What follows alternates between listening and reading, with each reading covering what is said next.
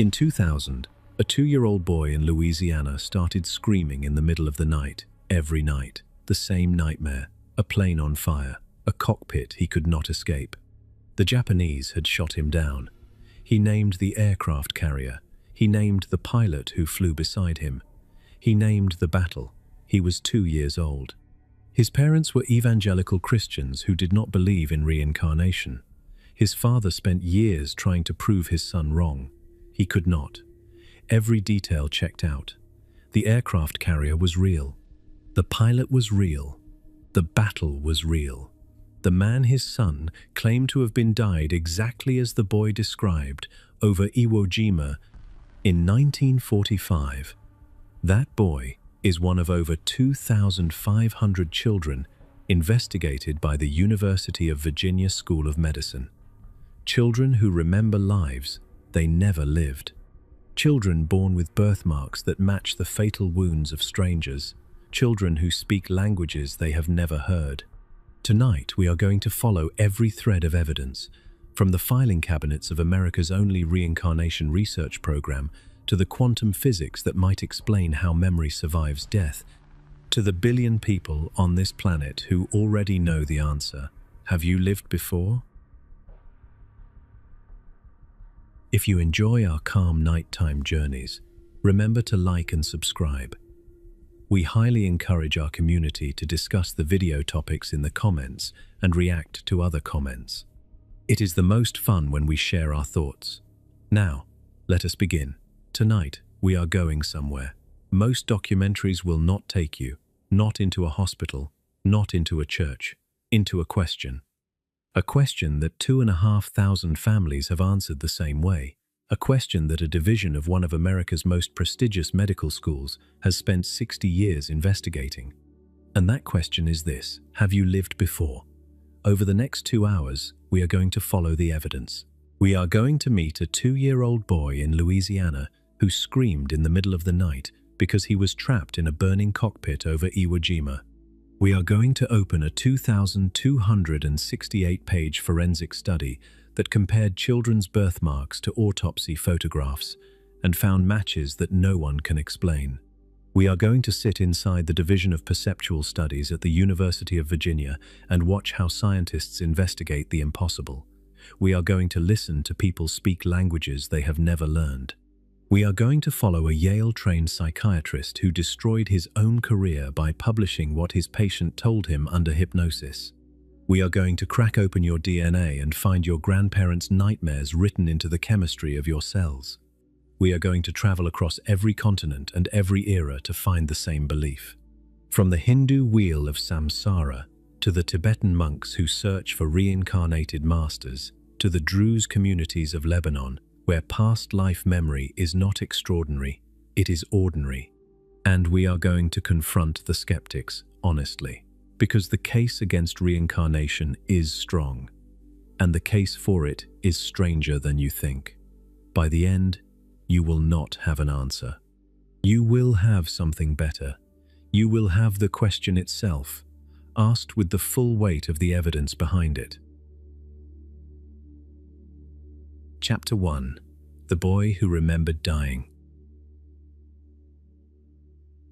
In the spring of 2000, in a quiet house in Lafayette, Louisiana, a 2-year-old boy named James Leininger began screaming in his sleep. Not the ordinary cries of a toddler with a bad dream. These were full-body convulsions, fists clenched, legs kicking, the same scene every time. He was trapped in a cockpit.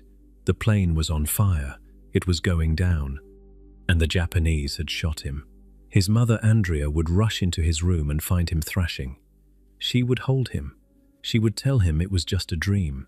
But James would not stop. The nightmares came 4 and 5 times a week. And when he woke from them, he did not speak the way a 2-year-old speaks. He spoke with specificity. He said the plane was hit in the engine. He said it caught fire. He said it crashed in the water. And he said that was how he died. His parents were evangelical Christians. They did not believe in reincarnation. His father, Bruce, was an oil industry executive with no patience for anything he could not verify. And so Bruce did what any rational man would do. He tried to debunk his own son. He asked James questions. Where did the plane take off from? James said a boat. What kind of boat? James said the Natoma. Bruce searched and found that the USS Natoma Bay was a real escort carrier that served in the Pacific during World War II. He asked James if he could remember anyone else on the boat. James said, Jack Larson. Bruce tracked down the records. Jack Larson was a real pilot who had served aboard the USS Natoma Bay. He asked where the plane went down. James said Iwo Jima. And this is where the story becomes something that a 2-year-old child in Louisiana in the year 2000 should not have been able to produce. Bruce Leininger spent years investigating. He contacted veterans associations. He tracked down surviving crew members of the Natoma Bay. He found that a pilot named James Houston Jr. had been killed in action during the Battle of Iwo Jima on March 3, 1945. Houston was flying a Corsair. His plane was hit by anti-aircraft fire. It struck the engine. The aircraft caught fire and crashed into the sea. Houston was 21 years old. He never came home. The child James Leininger had named the aircraft carrier. He had named a fellow pilot. He had named the battle. He had described the manner of death. And he had done all of this before anyone in his family had identified James Houston Jr. as the possible source of his memories. Dr. Jim Tucker of the University of Virginia investigated the case formally. Tucker was a child psychiatrist and the director of the Division of Perceptual Studies, the only academic research program in the Western world dedicated to investigating claims of reincarnation. Tucker verified that James had made specific statements about his past life before the identity of Houston was discovered. He published his findings in the journal Explore in 2016. His conclusion was that the case represented a strong American example of the reincarnation type. But this story has a counter-narrative that deserves to be told honestly. In 2021, philosopher Michael Sudduth published a 30,000-word critical re-examination in the Journal of Scientific Exploration. Sudduth spent 2 years investigating the case. He interviewed over a dozen people, and he argued that the favorable assessment was built on shaky ground. He pointed out that young James had been taken to the Cavanaugh Flight Museum in Dallas when he was 22 months old. He had watched a Blue Angels aviation video repeatedly. He had been exposed to World War II imagery in ways that the family's published account did not fully acknowledge. Sudduth argued that Bruce and Andrea Leininger's testimony was inconsistent across retellings, and that ordinary sources of information could plausibly account for the claims. Tucker responded. Reincarnation researcher James Matlock conducted his own investigation and challenged Sudduth's timeline. The debate continues in the academic literature to this day. The case is not settled, it is contested. And that is exactly what makes it important. Because the James Leininger case is not an isolated story. It is one of over 2,500 cases sitting in filing cabinets at the University of Virginia. Now, let us meet another child, a boy in Oklahoma named Ryan Hammonds. Starting at age 4, Ryan told his mother Cindy that he used to be someone else. He described living in Hollywood. He described dancing on Broadway. He described working at an agency. He described traveling to Paris. He described owning a large house with a swimming pool. He said he had 3 sons. He said he drove a green car. His mother did not know what to make of any of it.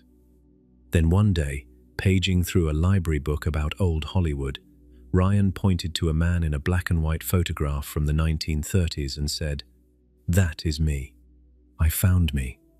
The man in the photograph was eventually identified as Marty Martin, an obscure movie extra-turned-talent agent who had died in 1964.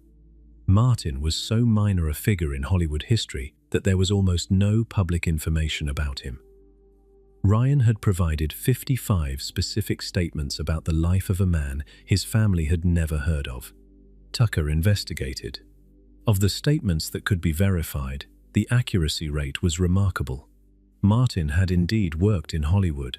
He had indeed been involved with an agency. He had traveled to Paris. He had a house with a pool. He had danced on Broadway. The details matched. 2 children, 2 families, with no connection to each other. 2 sets of specific, verifiable claims about the lives of deceased strangers. And behind them, a research program that has been quietly doing something extraordinary for 6 decades.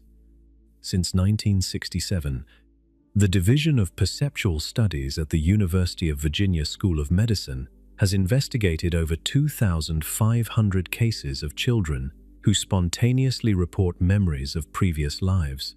In 1,567 of those cases, the past life personality was identified through independent research.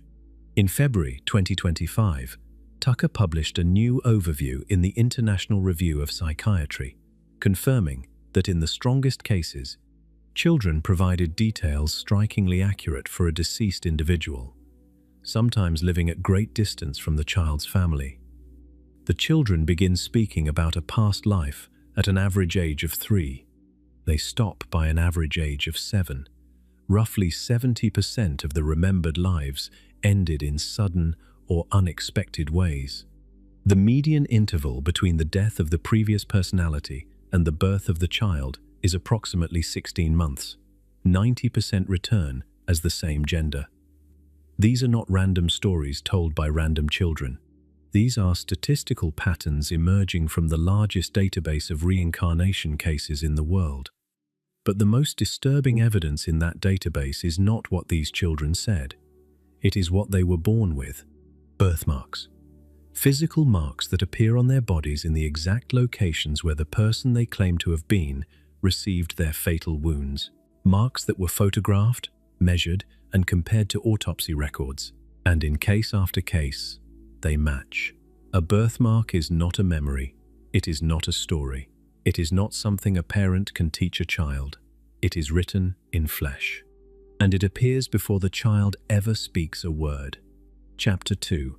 The Wounds That Carry Over. In 1997, after 30 years of fieldwork spanning Asia, Africa, North America, and Europe, a psychiatrist at the University of Virginia published the single most extraordinary document in the history of reincarnation research. His name was Dr. Ian Stevenson. The document was 2 volumes, 2,268 pages. The title was Reincarnation and Biology, a contribution to the etiology of birthmarks and birth defects. And it contained something that no amount of cultural bias, parental coaching, or childhood fantasy can explain. Stevenson had spent 3 decades traveling the world, interviewing children who claimed to remember previous lives. But this book was not about what those children said. It was about what they were born with. 225 cases, 225 children from across multiple continents who were born with birthmarks or birth defects that corresponded to wounds on the person whose life they remembered. In case after case, Stevenson obtained the autopsy reports. He obtained the medical records. He obtained the post-mortem photographs. And he placed them side by side with photographs of the children's birthmarks. The results were forensic in their precision. An Indian boy who remembered being killed by a close-range shotgun blast to the chest was born with a cluster of small round birthmarks arranged in a scatter pattern on his torso. The spacing and distribution matched the pellet pattern documented in the autopsy. A Turkish boy who remembered being fatally shot on the right side of his head was born with a severely malformed right ear. The deformity corresponded to the location and trajectory of the wound. In 2024, researcher James Matlock published a detailed analysis in the journal Explore, examining 75 of these head and neck cases from Stevenson's archive. Matlock found that the majority of birthmarks and birth defects reflected mortal wounds. The injuries that killed the person in the previous life appeared as physical marks on the body of the child who remembered that life. Some marks even commemorated non-lethal features: earring holes, surgical scars, tattoos, The body seemed to carry a record of the previous body's history, and these were not vague resemblances. These were anatomically specific correspondences documented with photographs, measurements, and medical comparisons by a researcher who was described by his peers as obsessively methodical. Dr. Harold Leaf, a respected figure in American psychiatry, wrote of Stevenson that he was a careful, even cautious investigator whose personality is on the obsessive side. And then Leaf wrote something remarkable. Either he is making a colossal mistake, or he will be known as the Galileo of the 20th century. Now, let us go to a more recent case. In Brazil, researchers investigated a child who claimed to have memories matching the life of his deceased granduncle. The team verified 9 of 13 statements the child had made about the granduncle's life. The child also exhibited 8 unusual behaviors that matched the previous personality's habits, things the child had no way of knowing through ordinary means. But the most striking finding was physical. The researchers performed a CT scan of the child's skull and discovered a rare occipital concavity, a depression at the back of the skull. The granduncle had died from a firearm wound to the head. The location of the concavity in the child's skull was compatible with the injury that had killed the granduncle. This case was published in a peer-reviewed journal and represents a new frontier in the physical investigation of reincarnation claims. Not just photographs compared to photographs, but medical imaging compared to cause of death. Let us step back and look at the numbers. Across Stevenson's entire database, 35% of children who remember a previous life have birthmarks or birth defects apparently related to events from that life. And the vast majority of those remembered lives ended in sudden and unexpected ways. 70% of the cases involve previous personalities who died from unnatural causes. The deaths were violent, they were sudden, they were traumatic, and the marks appeared on the body of the new child as though the trauma had somehow impressed itself into the biological template. The median interval between the death of the previous personality and the birth of the child is approximately 16 months. 90% of the children remember a life as the same gender they were born into. The average age they begin talking about their memories is 3 years old. The average age they stop talking about them is 7. These are not scattered anecdotes. These are patterns, statistical regularities emerging from decades of careful documentation. The Division of Perceptual Studies database is the largest collection of reincarnation case material in the world, and the patterns within it are consistent enough that researchers have been able to create rating scales to evaluate the strength of individual cases. Jim Tucker developed the Strength of Case Scale, which evaluates 4 key aspects: whether the case involves birthmarks or birth defects that correspond to the previous life, the strength and specificity of the child's statements, the behavioral similarities between the child and the previous personality, and the degree to which normal channels of information between the child's family and the previous personality's family can be ruled out. The strongest cases score high across all 4 dimensions. They involve children with verified statements, matching birthmarks, corresponding behaviors, and no identifiable connection between the 2 families. Now here is where we must pause and let the weight of this settle. The skeptical explanation for these children's memories is straightforward and reasonable. Cultural suggestion, parental coaching, childhood fantasy, cryptomnesia, which means hidden memory. The child absorbed information from overheard conversations, television, or books, and then presented it as past life recall without knowing the true source. These explanations work for many cases. They account for the cultural clustering. Most cases come from societies where reincarnation is already believed. They account for the role of parental expectation. A parent who believes in reincarnation may unconsciously guide a child's statements. They account for the creative capacity of young children who are brilliant at constructing vivid internal worlds. But here is the problem. None of those explanations can account for a birthmark. A birthmark is not a memory. It is not a story. It is not something a parent can teach or a culture can suggest. It is a physical feature of the body, present at birth, before the child ever speaks a word. If a child is born with a cluster of small round marks on his chest, and then later describes being shot in the chest in a previous life, and the autopsy of the person he names confirms a shotgun wound in exactly that location, the cultural suggestion hypothesis does not apply. The parental coaching hypothesis does not apply. The cryptomnesia hypothesis does not apply. You are left with a physical mark on a body that correlates with a wound on a different body, and you have no mechanism to explain it.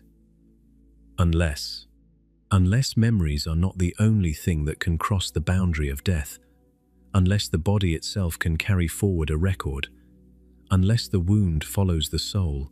And if that sounds like mysticism rather than science, consider this. There is a research division at one of the most respected medical schools in the United States that has been investigating exactly this question for 60 years. It was founded by a man who left the chairmanship of a psychiatry department to study reincarnation. It was funded by the inventor of the Xerox photocopying process. And its methods are more rigorous than most people expect. That division is our next destination. Chapter 3: The University that Studies Reincarnation. There is a building on the grounds of the University of Virginia School of Medicine, tucked away from the main campus, that houses something no other university in the Western world possesses. A research library filled with case files, thousands of them, photographs of birthmarks, field notes from interviews conducted in rural India, in Lebanese mountain villages, in Thai farming communities, in suburban American homes.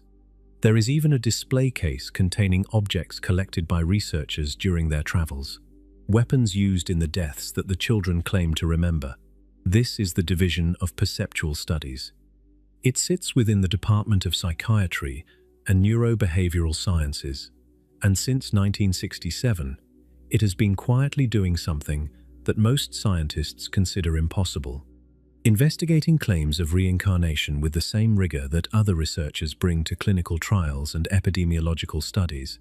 The story begins with one man, Dr. Ian Stevenson. In the early 1960s, Stevenson was the chairman of the Department of Psychiatry at the University of Virginia. He was a mainstream academic. He had published extensively in conventional journals. He was respected by his peers. And then he did something that baffled nearly everyone who knew him. He gave up the chairmanship and dedicated the rest of his career to investigating children who claimed to remember previous lives. The catalyst was a 1961 article he published in the Journal of the American Society, Psychical Research, reviewing 44 cases of claimed past life memory from around the world. The article attracted the attention of Chester Carlson, the inventor of the Xerox photocopying process. Carlson was a wealthy man with a deep interest in consciousness research. He offered to fund Stevenson's work. The money was substantial. It allowed Stevenson to travel the world and investigate cases firsthand. It allowed him to build a research team, and it eventually became an endowment that has supported the division of perceptual studies through the decades, long after both Stevenson and Carlson were gone. Let us walk through the methodology, because the methodology is what separates this work from every ghost story, every past life regression anecdote, every claim made on a television show. When a case comes to the attention of the division, a researcher travels to the child's location. The first step is to interview the child and the child's family. These interviews are conducted before any contact is made with the family of the previous personality. This is critical. The researcher needs to document what the child has said before anyone attempts to verify the claims. The child's statements are recorded in writing. The details are catalogued. The dates of the first utterances are established as precisely as possible. Then comes the verification phase. The researcher travels to the location described by the child. Independent records are checked: birth records, death records, hospital records, autopsy reports if available. The researcher looks for the person the child claims to have been. If a match is found, the researcher compares the child's statements against the documented facts of the deceased person's life. How many statements match? How specific were they?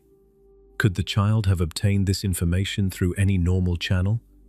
And here is where the methodology gets especially rigorous. The researcher actively looks for normal explanations. Was there any connection between the two families? Did they live in the same area? Did they share social networks? Could the child have overheard information from relatives, neighbors, television, or other media? Could the parents have inadvertently or deliberately coached the child? Could the match be coincidental? Every case is evaluated on a spectrum. At one end, cases where normal explanations are readily available and the match is likely coincidental. At the other end, cases where the child made specific, verifiable statements about a person living in a distant location, where no connection between the families can be identified, and where the accuracy of the statements is remarkable. These strong cases are the ones that enter the research literature. Stevenson himself was described by multiple colleagues as fanatically careful. He would return to the same family multiple times over years. He would cross-check statements with independent informants. He would photograph birthmarks from multiple angles with measurement scales included. He traveled to India, Sri Lanka, Lebanon, Turkey, Thailand, Myanmar, Alaska, Brazil, and dozens of other locations over the course of his career. He published over 300 academic papers and multiple books. His 2-volume masterwork on birthmarks and birth defects remains the most comprehensive physical evidence catalogue ever assembled in this field. When Stevenson retired in 2002, the work did not stop. Dr. Jim Tucker, a child psychiatrist who had been working alongside Stevenson for several years, took over the research program. Tucker brought a focus on American cases, expanding the geographic scope beyond the Asian and Middle Eastern communities where Stevenson had done most of his work. Tucker also brought modern statistical tools, developing the strength of case scale to provide a more standardized way of evaluating case quality. Tucker served as director of the Division of Perceptual Studies from September 2014 until January 2025. During his tenure, the case database grew to over 2,500 investigated cases. Tucker published his findings in peer-reviewed journals, including the International Review of Psychiatry, the journal Explore, and the Journal of Scientific Exploration. His books, Life Before Life and Return to Life, brought the research to a broader audience. His latest, combined edition, titled Before, Children's Memories of Previous Lives, includes a new case of a boy who remembered dying in the Vietnam War. But let us be honest about the criticism, because the criticism is real and it matters. Skeptics point to cultural bias. The majority of cases come from India, Sri Lanka, Lebanon, Turkey, Thailand, and Myanmar. These are all cultures where reincarnation is a core belief. Children in these cultures are surrounded by the expectation that past life memories are normal. This creates an environment where parents are primed to interpret ambiguous statements as past life recall, and where children may be rewarded for making such claims. Skeptics point to confirmation bias. Researchers who have dedicated their careers to studying reincarnation may unconsciously interpret ambiguous data in ways that support their hypothesis. Cold reading dynamics, where the investigator's questions subtly guide the informant's responses, are difficult to eliminate entirely, even with rigorous protocols. Robert Carroll of the Skeptics Dictionary summarized the position plainly. Stevenson provided evidence, he wrote, but not compelling evidence for reincarnation. The data is suggestive. It is not conclusive. The current researchers at the Division of Perceptual Studies acknowledge this openly. Marietta Pelivanova, a researcher in the division, stated the position clearly. Whether the evidence points to reincarnation or to something else entirely, what matters is understanding the truth. That intellectual honesty is what makes this research program remarkable.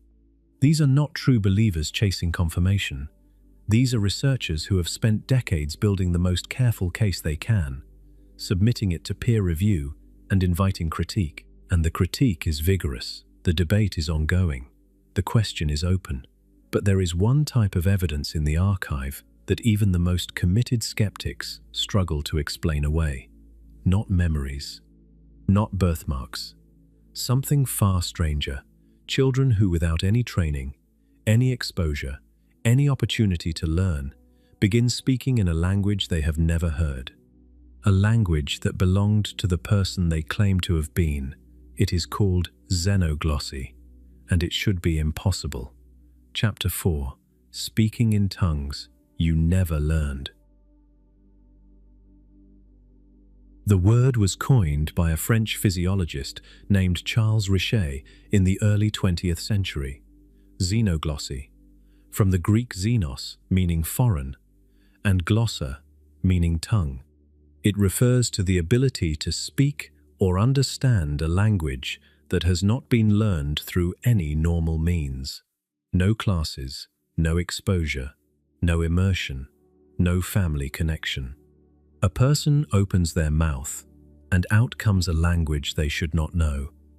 Ian Stevenson drew an important distinction between two types of xenoglossy. The first he called recitative xenoglossy. This is when a person can produce words or phrases in an unknown language, but cannot actually converse in it. They might recite a sentence or a prayer, or a series of words, but if you ask them a question in that language, they cannot respond. Recitative xenoglossy, while striking, is easier to explain through normal means. A person might have heard a song or a phrase in passing, stored it subconsciously, and reproduced it later without remembering the source. The second type is far more significant. Stevenson called it responsive xenoglossy. This is when a person can participate in a full conversation in a language they have never studied. They can understand questions. They can formulate responses. They can engage in spontaneous dialogue. This matters because language is not a parlor trick. It is a skill, and skills must be practiced. You cannot learn to converse in Mandarin or Bengali or Swedish by overhearing a phrase at a bus stop. Conversational ability requires sustained exposure, repetition, practice, and correction. If a person who has never been exposed to a language can suddenly converse in it, something deeply unusual is happening. Stevenson investigated several cases that he classified as responsive xenoglossy and published them in detailed monographs. One of the most discussed is the Jensen case. A physician in Philadelphia hypnotized his wife as part of a therapeutic session. Under hypnosis, the woman began speaking in a language that was not English. She identified herself as a male personality named Jensen. Linguists who listened to recordings of the sessions identified the language as archaic Swedish. The woman had no Swedish heritage. She had never studied Swedish. She had never traveled to Scandinavia. And yet under hypnosis, she answered questions in what Swedish language experts confirmed was grammatically recognizable, if imperfect, Swedish. She used vocabulary and constructions consistent with an older form of the language. Another case involves a woman known as Gretchen. A Methodist minister in the American Midwest was conducting hypnosis sessions with his wife to treat back pain. During one session, she began speaking in German. She referred to herself as Gretchen and described a life in Germany. The woman had no German ancestry. She had not studied German. She had minimal exposure to the language. Yet, she produced German phrases and responded to questions posed in German during multiple sessions over an extended period. The third, and perhaps most remarkable case, comes from India. A woman named Uttara Hudar, who spoke only Marathi, her native language, began spontaneously speaking Bengali, not under hypnosis, not during a therapeutic session. In her normal waking life, she assumed the personality of a woman named Sharada and spoke fluent Bengali for weeks at a time. Bengali and Marathi are related languages. They share an Indo-Aryan root, but they are distinct languages with different grammar, different vocabulary, and different pronunciation. A native Marathi speaker cannot simply begin speaking Bengali any more than a native Spanish speaker can suddenly begin speaking Portuguese without study. Stevenson investigated the Sharada case extensively. Researchers verified some of the statements made by the Sharada personality about a family that lived at the appropriate time and location in Bengal. The case was published in academic literature and remains one of the most thoroughly documented instances of apparent xenoglossy outside of hypnotic settings. Now here is where intellectual honesty requires us to present the other side. Because the skeptical critique of xenoglossy is substantial and it cannot be dismissed, linguist Sarah Thomason analyzed Stevenson's cases and concluded that the subjects demonstrated limited and imperfect language ability. They made grammatical errors, their vocabulary was restricted, their fluency did not approach that of a native speaker. Thomason argued that the linguistic evidence fell short of what you would expect if a person were genuinely accessing the full language competence of a previous life. Psychologist David Lester reached a similar conclusion. He noted that the linguistic performance in xenoglossy cases was often more consistent with someone who had been exposed to fragments of a language than with someone who had lived a full life in that language. Philosopher Stephen Browd offered a middle path. He acknowledged that the cases were exceptional, but suggested they might be explainable through a combination of factors: latent linguistic aptitude, dissociative states that unlock subconscious processing, possible exposure to fragments of the language that the subject has genuinely forgotten. This is the cryptomnesia hypothesis again. Hidden memories of language exposure that have been buried below conscious awareness. The problem with the cryptomnesia explanation is that in some cases, no such exposure was ever found despite extensive investigation. In the Jensen case, researchers could identify no channel through which the Philadelphia woman could have acquired conversational Swedish. In the Sharada case, Uttara Hudar's family and background were investigated thoroughly, and no exposure to Bengali could be documented. The absence of evidence for exposure is not proof that exposure never occurred. It is always possible that a forgotten moment of contact with a language left a deeper impression than anyone realized. But the explanatory gap remains, and it remains precisely because language is not a simple memory. It is a complex cognitive skill, and complex cognitive skills do not emerge from a single overheard phrase. The xenoglossy cases sit in an uncomfortable space between the extraordinary and the explainable. They are not strong enough to constitute proof of reincarnation. The linguistic performance is too limited. The controls are too difficult to establish. But they are strange enough that no conventional explanation fully accounts for them. They are another anomaly, another thread in a pattern that keeps emerging from different directions. But the cases from the university archive represent a particular kind of evidence. They are observed, documented, and debated between scientists. There is another world of past life claims entirely, a world that involves not dozens of research subjects but millions of people. A world that was launched by a single event in a psychiatrist's office in Miami in 1980. An event so disturbing to the man who experienced it that it took him 8 years to find the courage to tell anyone what happened. His name is Brian Weiss. He was a Yale-trained psychiatrist with everything to lose, and what his patient told him under hypnosis destroyed everything he believed about the mind. Chapter 5. The Psychiatrist Who Broke Ranks. Dr. Brian Weiss had the kind of credentials that do not leave room for mysticism. He graduated from Columbia University. He earned his medical degree from the Yale University School of Medicine. He trained in psychiatry at Yale and became a clinical professor. He rose through the ranks at the Mount Sinai Medical Center in Miami Beach, eventually becoming chairman of the Department of Psychiatry. He published dozens of papers in peer-reviewed journals. He was respected, tenured, and thoroughly conventional. In 1980, a patient walked into his office. He called her Catherine in his later writings to protect her identity. Catherine was 27 years old and suffering from anxiety, panic attacks, nightmares, and phobias. She was afraid of water. She was afraid of the dark. She was afraid of choking. Standard therapeutic techniques went nowhere. 18 months of conventional psychotherapy produced no significant improvement. Weiss was frustrated. Catherine was suffering, and so he tried hypnosis. Hypnotherapy was not unusual in psychiatry. It was a recognized tool for accessing buried memories, particularly childhood traumas.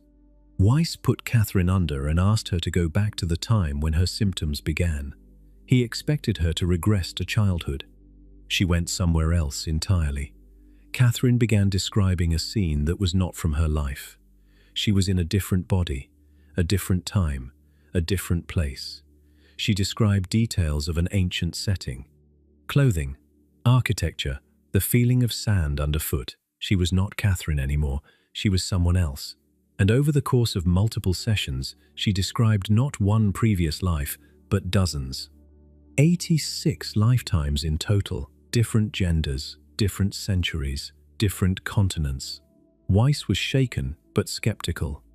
A trained psychiatrist does not simply accept a patient's hypnotic imagery as evidence of past lives.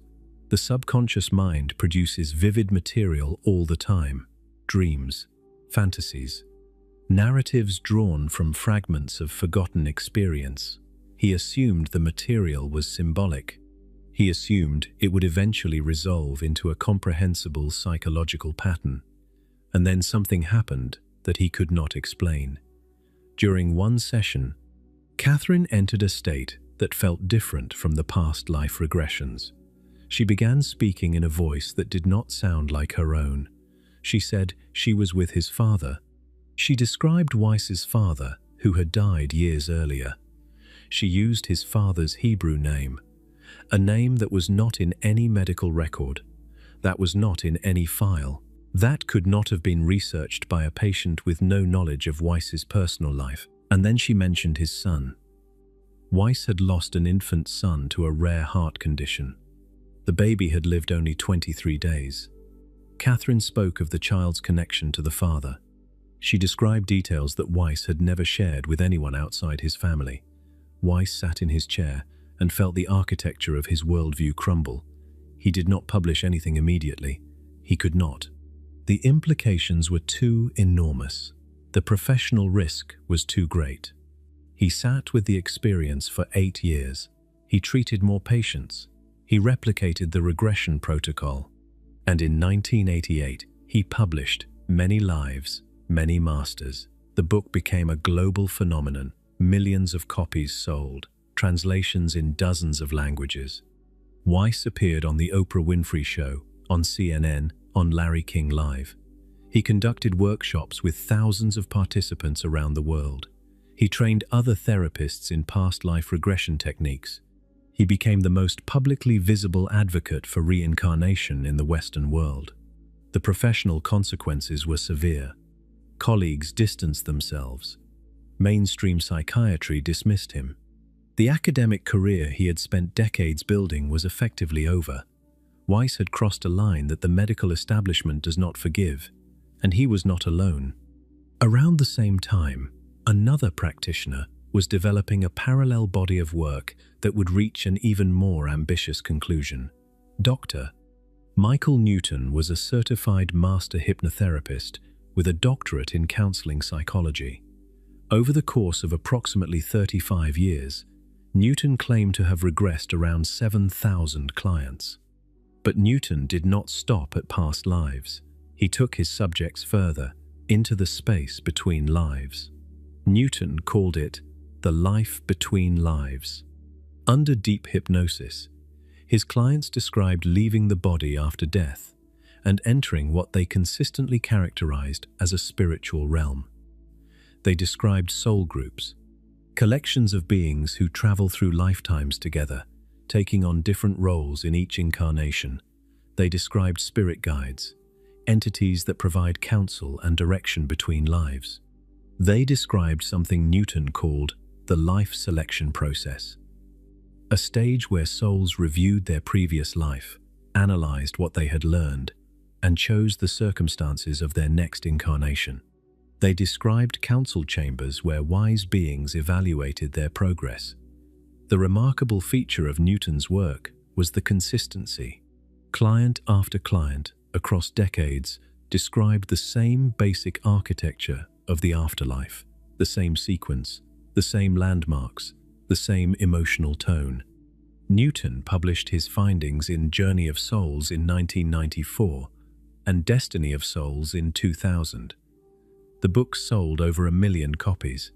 The Michael Newton Institute continues his work today with trained facilitators operating in dozens of countries. The scientific community's response to both Weiss and Newton was uniform. None of this constitutes evidence. The sessions were uncontrolled. The results were not replicated under laboratory conditions. The material produced under hypnosis is indistinguishable from the material produced by a creative subconscious in an altered state.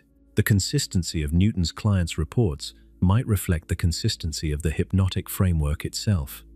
If you guide subjects with similar questions in a similar trance state, you get similar answers. And here is the irony that sits at the heart of this chapter. Ian Stevenson, the man who spent his entire career building the most rigorous scientific case for reincarnation that has ever been assembled, had a devastating assessment of hypnotic past life regression. He called it unreliable. He warned that it produced mostly fantasy. He published a paper in the American Journal of Clinical Hypnosis in 1994 titled A Case of the Psychotherapist's Fallacy. In it, he argued that the state of a person under hypnosis resembles dreaming. The subconscious mind, released from its normal inhibitions, can present dramatic new personalities that are entirely fabricated. The emotional intensity of the experience provides no assurance of authenticity. A dream can feel absolutely real while you are inside it. That does not make it real. Stevenson stated plainly that past life regression was not a reliable method for investigating reincarnation. The only reliable method, he insisted, was the study of children's spontaneous memories documented before any investigation began. And the science of memory backs him up. Because what happens to the human brain under hypnosis is not what most people think. It does not unlock hidden truths. It does not open a vault of suppressed memories. It may do something far more dangerous. It may create memories that never existed. Chapter 6. The False Memory Machine. Let us talk about what actually happens inside your brain when you are hypnotized, because the popular understanding of hypnosis is almost entirely wrong. The popular image is of a locked vault. Your conscious mind is the gatekeeper. Behind it, stored in perfect fidelity, are all your memories, including some you have forgotten. Hypnosis opens the vault. The therapist gains access. The hidden memories come flooding out, intact, accurate, preserved like files in a cabinet. This is not what happens. Modern neuroscience has shown that hypnosis does something very different. Functional magnetic resonance imaging studies have revealed the specific neural changes that occur during hypnotic states. Connectivity between the executive control network and the default mode network decreases. The dorsolateral prefrontal cortex, the part of your brain responsible for critical evaluation and reality testing, becomes quieter. Meanwhile, connectivity increases between the prefrontal cortex and the insula in the salience network. The part of your brain that assigns emotional significance to experience becomes louder. What this means in plain language is that hypnosis turns down your ability to judge whether something is real and turns up your ability to feel that it is meaningful. The critical filter weakens, the emotional amplifier strengthens. You become highly suggestible. Your subconscious mind opens up. But when it opens, what comes out is not necessarily the truth. It may be a story, a vivid, emotionally compelling, fully detailed story that feels absolutely real. A story constructed from fragments of forgotten experience, cultural expectations, the therapist's questions, and your own creative imagination, woven together into something that has all the texture and weight of a genuine memory, but is in fact a confabulation. A false memory. A 2025 paper published in Frontiers in Psychology by researchers Leo, Bruno, and Proietti confirmed what decades of experimental research had already suggested.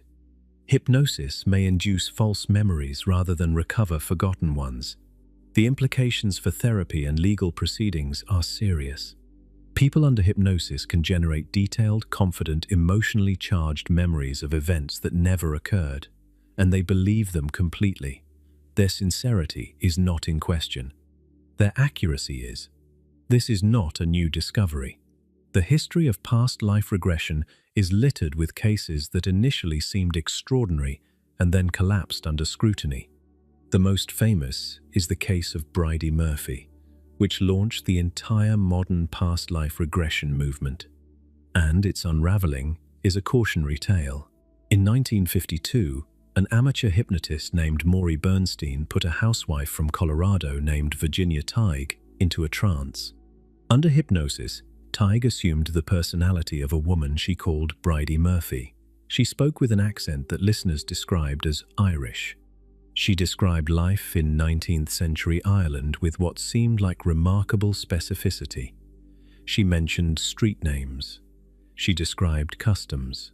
She talked about shops and churches and the texture of daily life in a time and place far removed from 1950s Colorado. Bernstein published a book about the experience. It became a sensation. Bridie Murphy captured the American imagination. People held come-as-you-were parties, dressing up as their supposed past life selves. The book climbed the bestseller lists. It seemed like proof that past lives were real, accessible, just a hypnotic session away. And then, investigators started checking.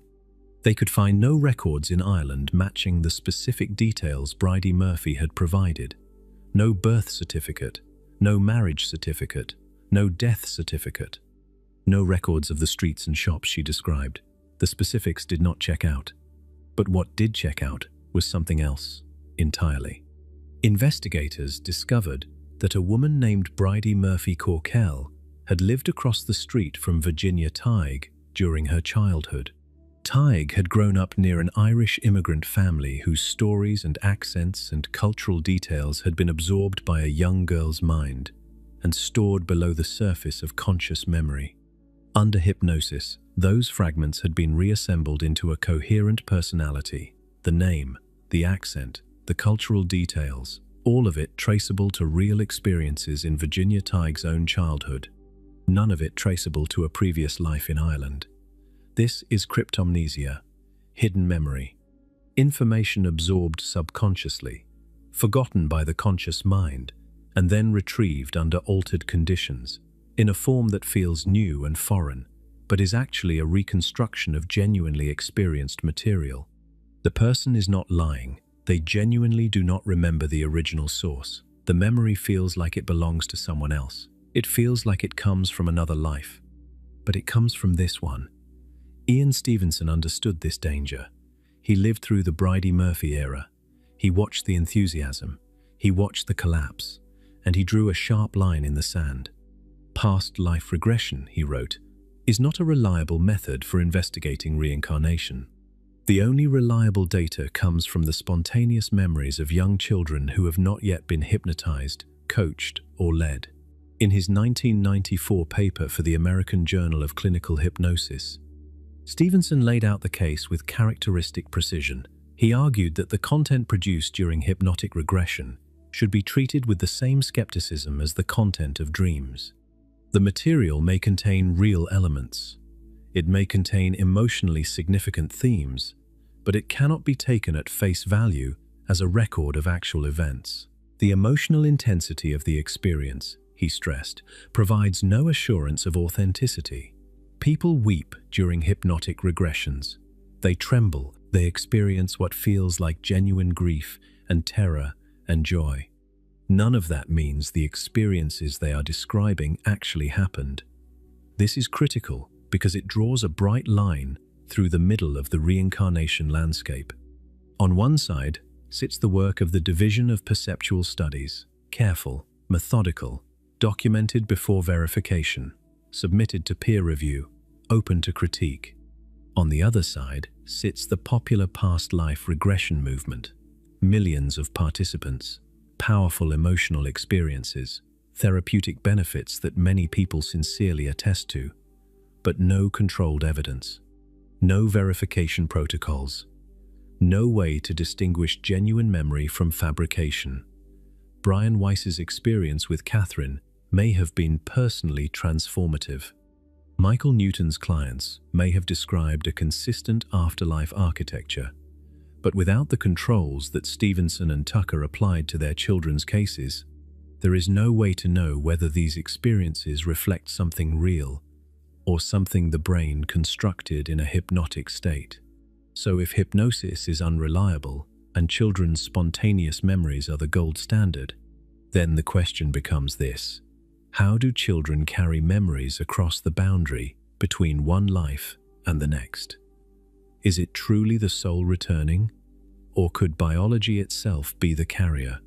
Because there is a branch of science that has discovered something stunning, that the experiences of one generation can be physically inscribed into the DNA of the next, not through the genetic code itself, through something written on top of the genes. It is called epigenetics, and it means your ancestors' trauma may already be living inside your cells. Chapter 7. Your ancestors' nightmares are in your DNA. To understand what comes next, you need to understand the difference between your genes and your epigenetics, because this distinction changes everything. Think of your DNA as a book. The sequence of letters in that book is your genetic code. It was written when your parents' cells combined. It determines fundamental things about you: the color of your eyes, the shape of your bones, whether you are predisposed to certain diseases. The text of the book does not change during your lifetime. You are born with it and you die with it. But a book is not just text.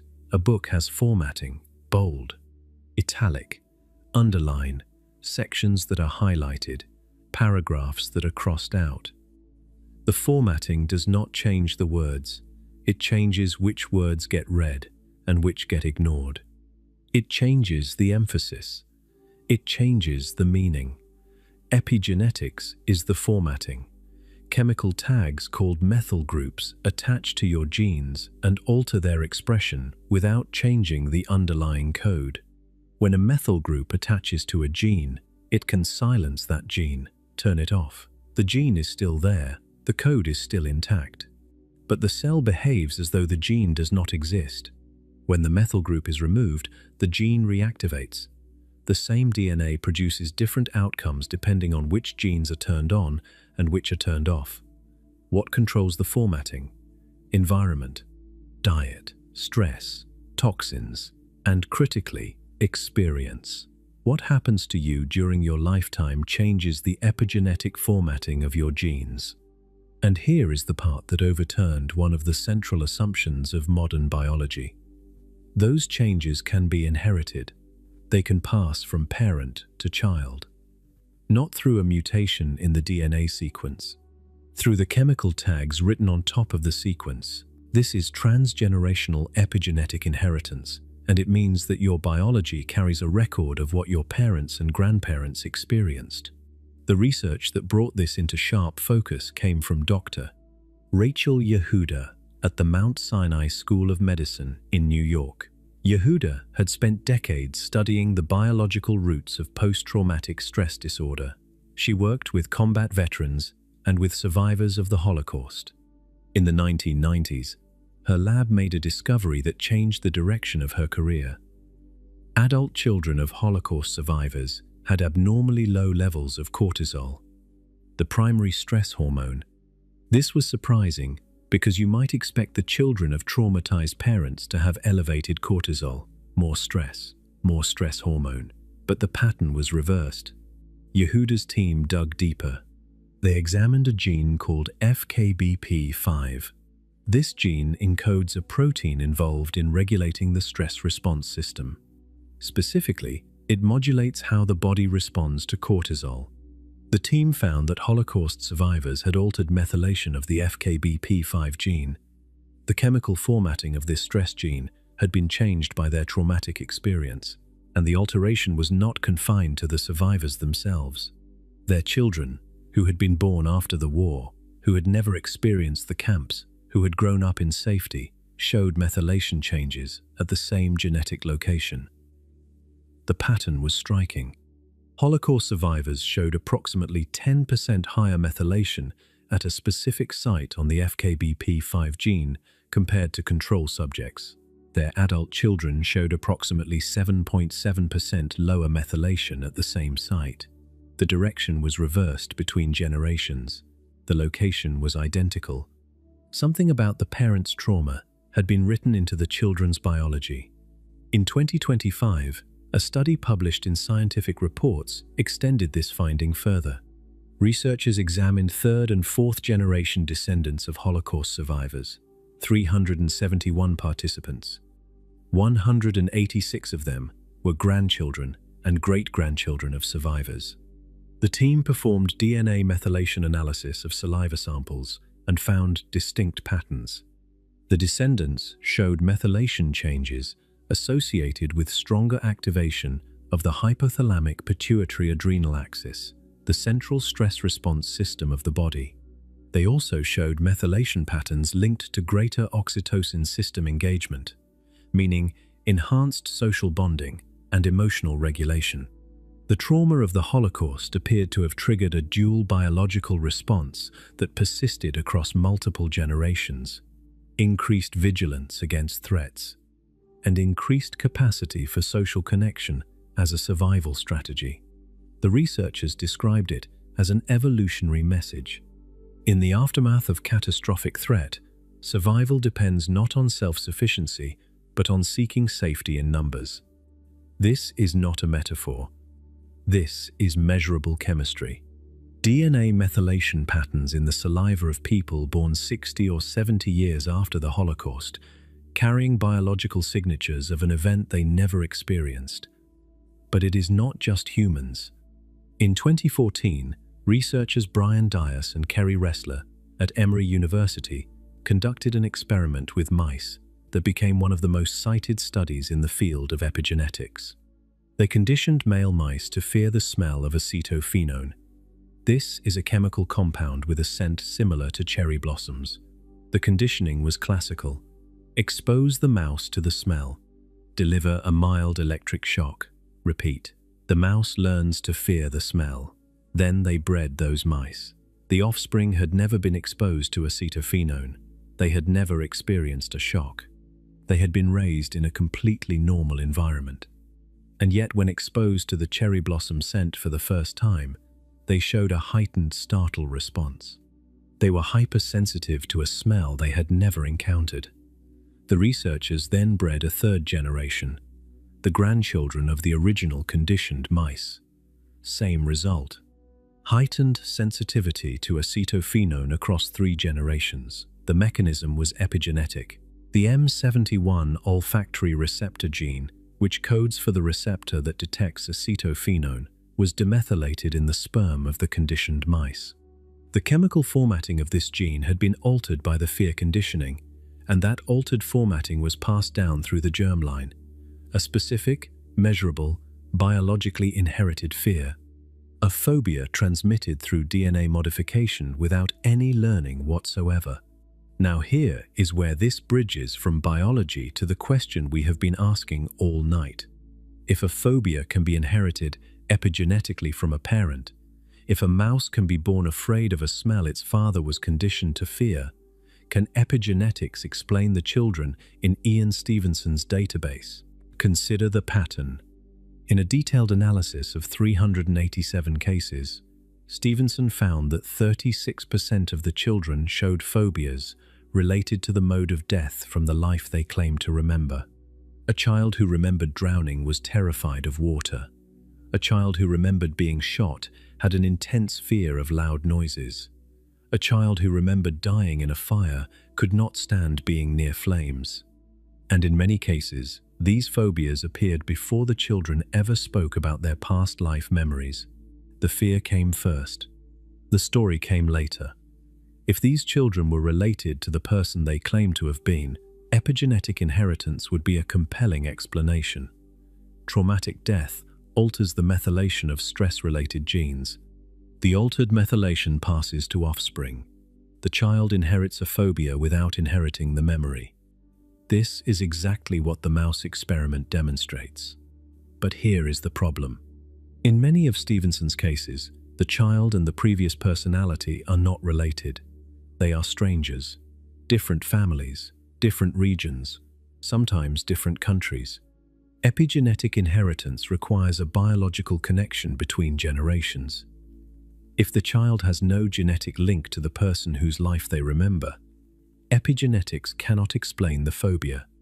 It cannot explain the birthmark, and it certainly cannot explain the specific, verifiable, factual memories.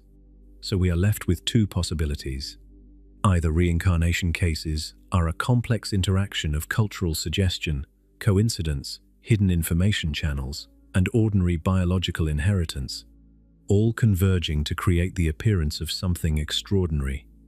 Or something else is happening, something that biology has not yet explained, something that carries not just fear but identity across the boundary of death, something that connects unrelated individuals through a mechanism that science does not currently have a name for. Stevenson spent his career documenting the evidence. Tucker refined the methods. The children keep appearing, and the question remains: is reincarnation simply epigenetics misidentified, or is something else entirely at work? Chapter 8. A billion people who believe you have lived before.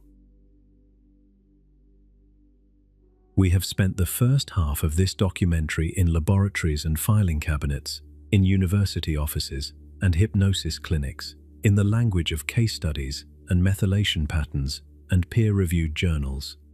Now let us step outside of Western science entirely and look at the world. Because the idea that you have lived before is not a fringe belief. It is not a curiosity. It is one of the oldest and most widespread convictions in human history. And for billions of people alive today, it is not a hypothesis. It is a fact. Begin with Hinduism. The concept is called samsara, the wheel, the cycle, the endless turning of birth, death, and rebirth that every soul undergoes until it achieves liberation. In Hindu philosophy, the soul is called the Atman. It is eternal. It is unchanging. And it passes from body to body the way a person changes clothes.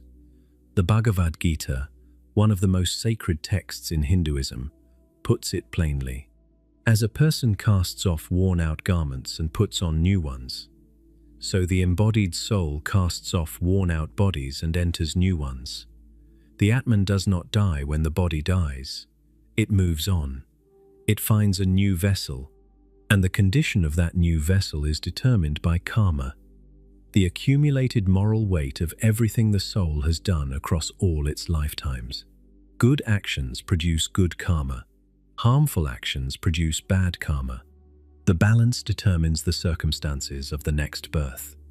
A soul heavy with negative karma may be born into suffering. A soul rich with positive karma may be born into favorable conditions. And the ultimate goal is not a better rebirth. The ultimate goal is moksha, liberation from the cycle entirely. The Atman reuniting with Brahman, the universal consciousness, and stepping off the wheel forever. Now contrast this with Buddhism. The Buddha accepted the cycle of rebirth, but radically reinterpreted what it means. In Buddhist philosophy, there is no Atman. There is no eternal, unchanging soul. The concept is called anatta, non-self. What you experience as your identity, your personality, your continuous sense of being you, is not a fixed entity. It is a process.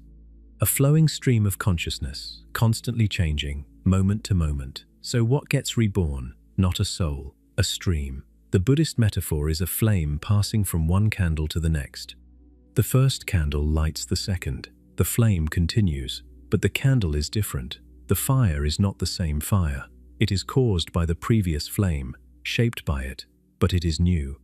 What carries over in Buddhist rebirth is not identity, it is karmic imprint. The momentum of intention and action flowing forward into a new form. This distinction matters because it means Hinduism and Buddhism, despite both accepting rebirth, are describing fundamentally different things. Hinduism says your soul returns.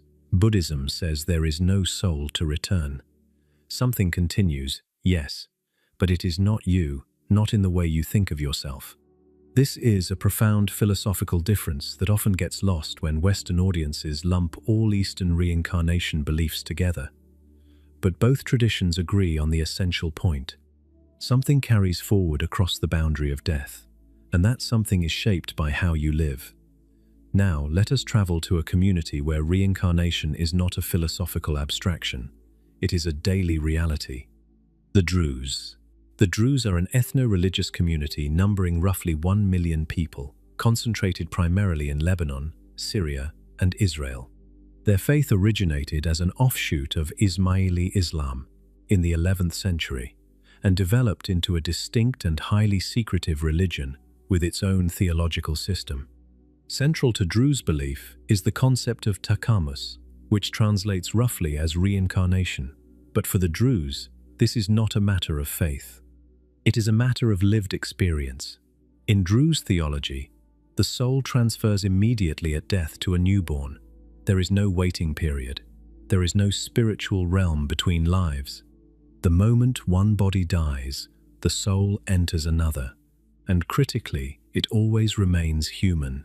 There is no crossing between species, no being reborn as an animal or an insect. The soul moves from human body to human body, always forward, never backward. Children who remember their previous lives are called natik, speakers. And in Druze communities, their claims are not dismissed or pathologized. They are investigated. Families take the child's statements seriously. They travel to the locations described. They seek out the family of the person the child claims to have been. And in many cases, the two families develop a relationship. The child is accepted as the returning soul of the deceased. Ian Stevenson collected some of his strongest cases from Druze communities. The cultural context was favorable for several reasons. The families had no financial motive to fabricate claims. Reincarnation was already accepted, so there was no sensationalism involved. And the close-knit nature of Druze villages meant that verification was often possible within a short geographic radius. The previous personality was frequently someone who had lived nearby. The facts could be checked quickly and thoroughly. Now let us look beyond the major world religions, because reincarnation belief is not confined to Asia and the Middle East. It appears in indigenous cultures across every inhabited continent. The Tlingit people of southeastern Alaska believe that ancestors are reborn within the same clan. Stevenson documented cases among the Tlingit. Elders would observe a newborn for physical and behavioral similarities to a recently deceased clan member and recognize the child as that person returned.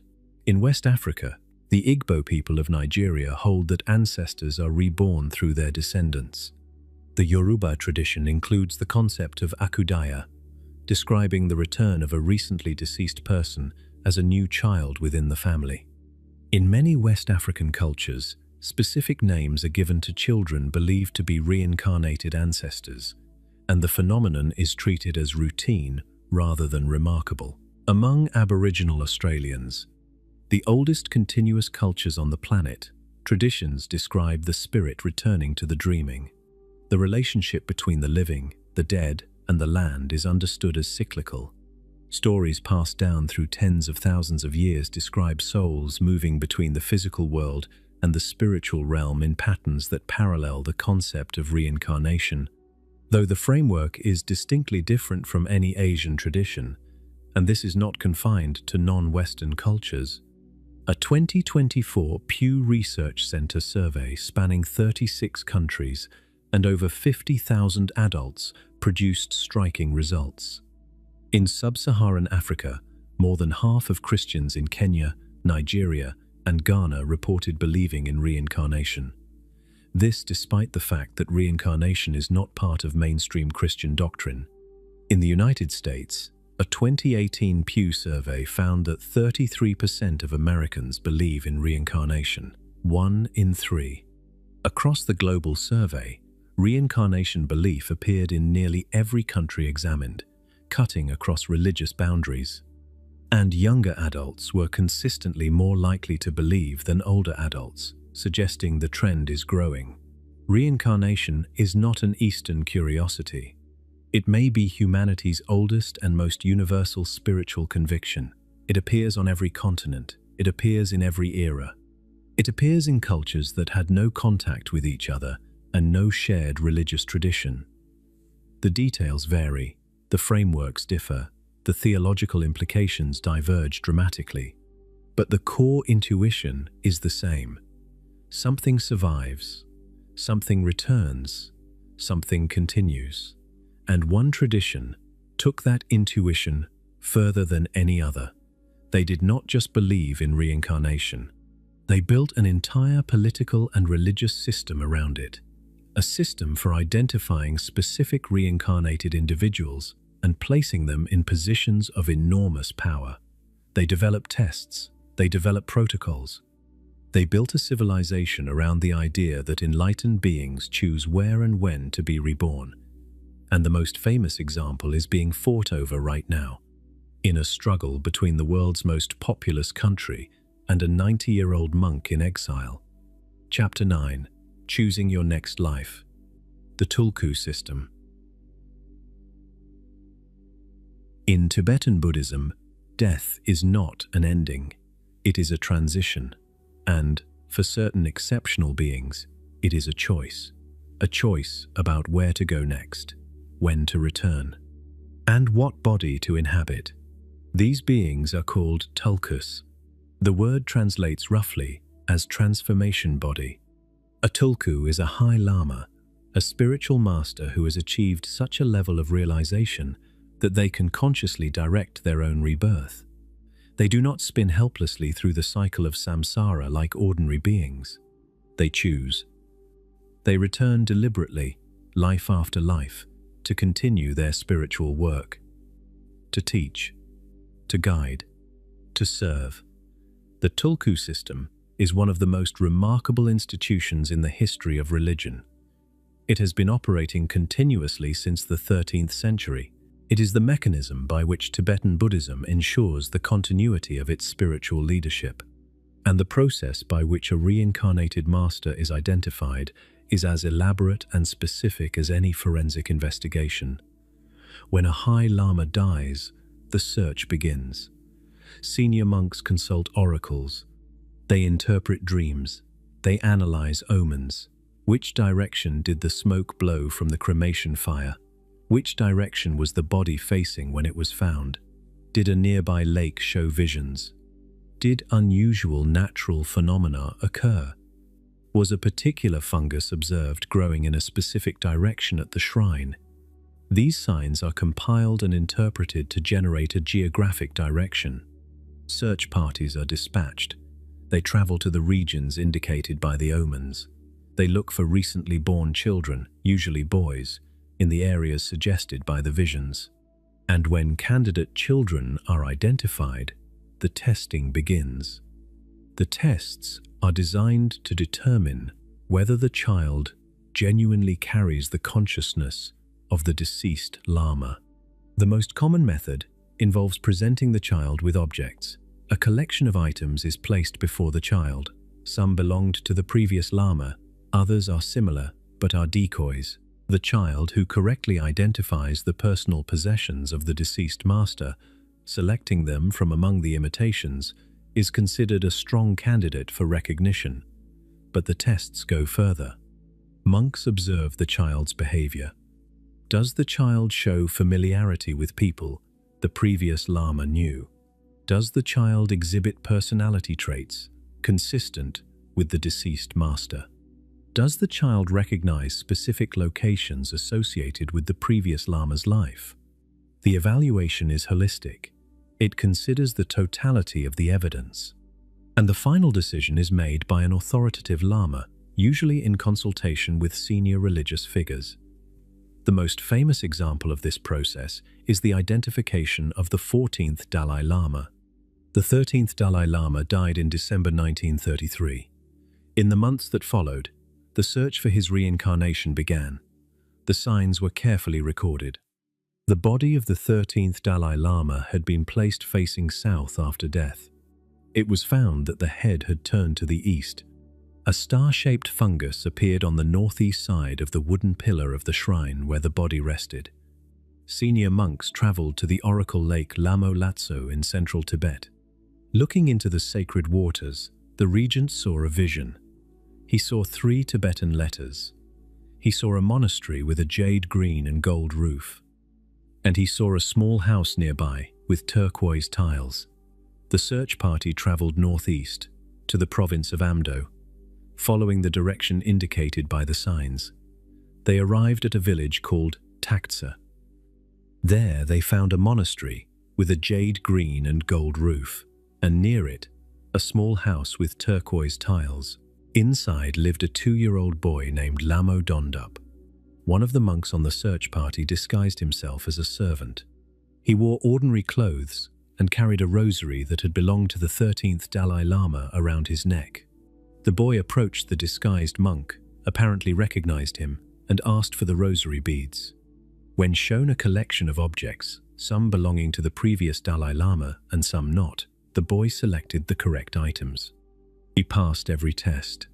In 1940, at the age of 4.5, Lamo Dondup was enthroned as Tenzin Gyatso, the 14th Dalai Lama. He has held the position for over 85 years. He is now 90 years old.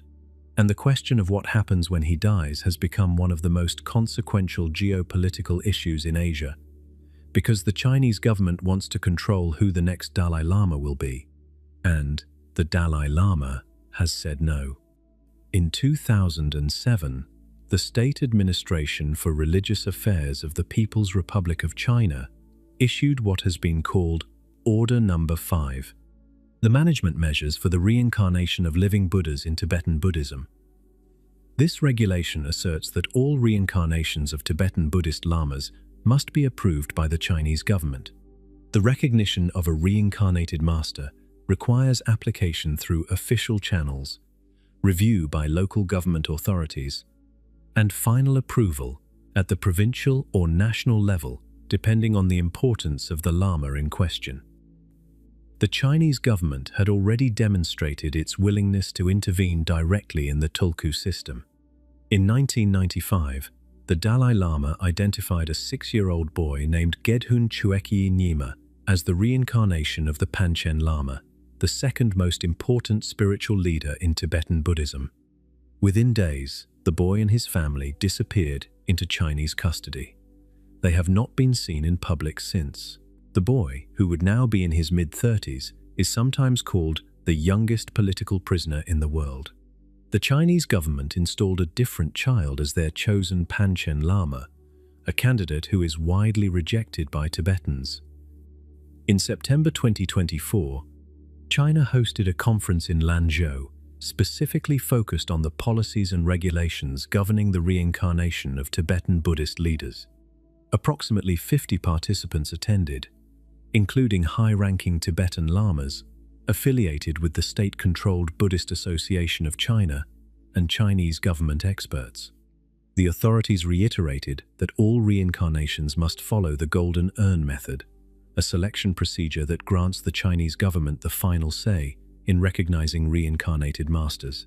The conference was widely interpreted as a signal that Beijing is positioning itself to control the selection of the next Dalai Lama. The Dalai Lama himself has responded to this directly. He has stated that his reincarnation will not occur in Chinese-controlled territory. He has said the decision of where and how he is reborn rests solely with him, and not with any political authority. He has suggested he may reincarnate outside Tibet. He has mentioned the possibility of reincarnating as a woman, and he has even raised the possibility that the institution of the Dalai Lama may end entirely with him if the Tibetan people decide it is no longer relevant. In July 2025, shortly before his 90th birthday, the Dalai Lama confirmed that the institution would continue and that the responsibility for selecting his successor would rest exclusively with the Gaden Phodrang Trust, the body he established in 2011. He stated explicitly that no one else has the authority to interfere in this matter. The result is that when the 14th Dalai Lama eventually passes, the world will almost certainly see two competing successors, one chosen by the Tibetan religious establishment in exile, one chosen by the Chinese government. The succession of the Dalai Lama is simultaneously a spiritual question, a political crisis, and the most high-stakes test of reincarnation belief the world has ever seen. The Tulku system is the most elaborate institutional expression of reincarnation in human history, but it operates on faith, tradition, and ritual, not on controlled scientific methodology. And the question that hangs over every case, every tradition, every culture that believes in past lives is the same question. Is there a mechanism? Is there something in the laws of physics that could allow memories, fears, personality, and wounds to survive the death of a brain and reappear in a new one? The quantum physicists have a theory, and it starts with the smallest structures inside your neurons, Chapter 10, where reincarnation was erased. If reincarnation belief is so ancient, so widespread, so deeply embedded in human culture across every continent, then why does the Western world treat it as exotic? Why does mainstream Christianity reject it? Why does mainstream Islam reject it? How did the idea that something survives death and returns in a new body become taboo in the civilization that now dominates the planet? The answer is a story of deliberate erasure, and it begins in the ancient Mediterranean. Before Christianity rose to dominance, reincarnation was not a foreign idea in the Western world. It was a familiar one. The Greek philosopher Pythagoras, who lived in the 6th century before the Common Era, taught metempsychosis, the transmigration of the soul. Pythagoras believed the soul was immortal and that after death it passed into other living bodies. He reportedly claimed to remember his own previous lives. His influence on Greek thought was profound. Plato took the idea further. In the Phaedrus, in the Republic, in the Phaedo, Plato described the soul's journey through multiple lives.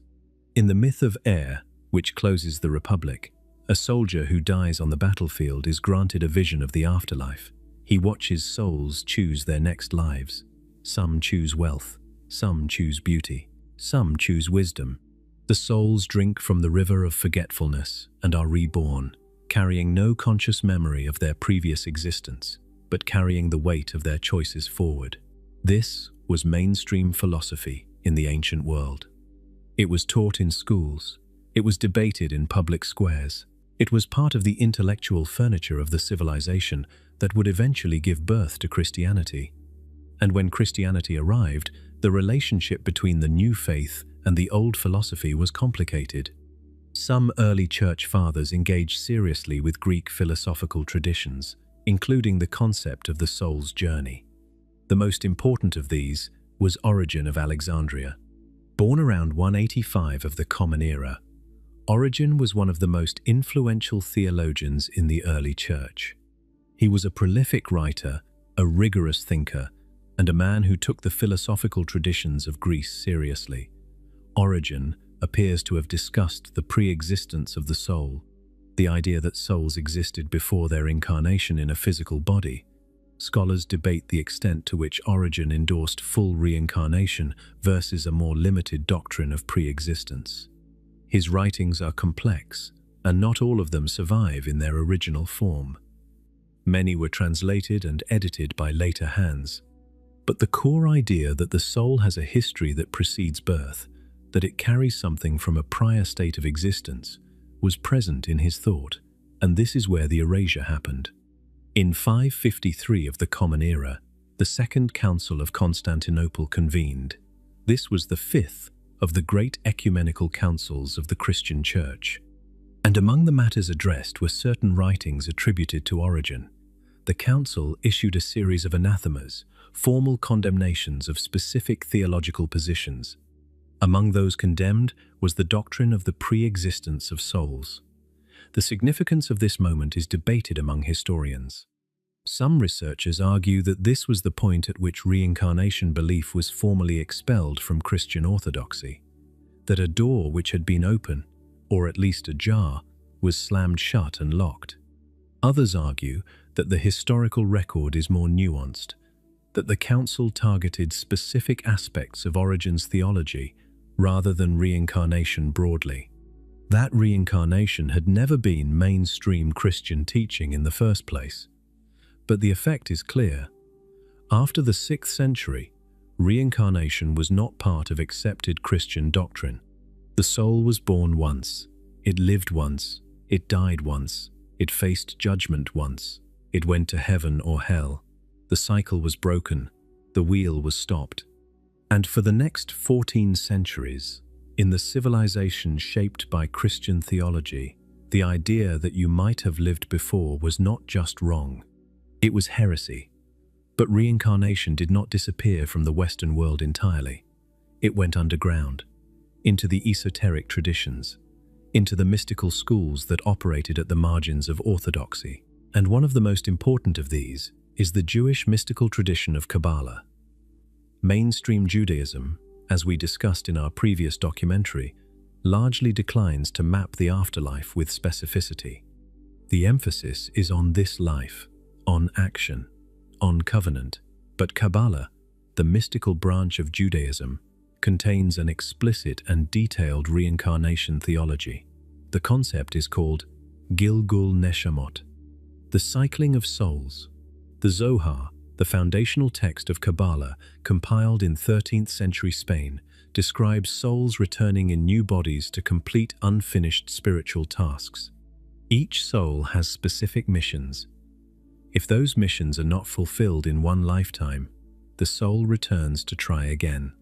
The 16th century Kabbalist Isaac Luria, who taught in the city of Safed, in what is now northern Israel, developed an elaborate system of soul transmigration. In Lurianic Kabbalah, every soul has a complex history of previous incarnations.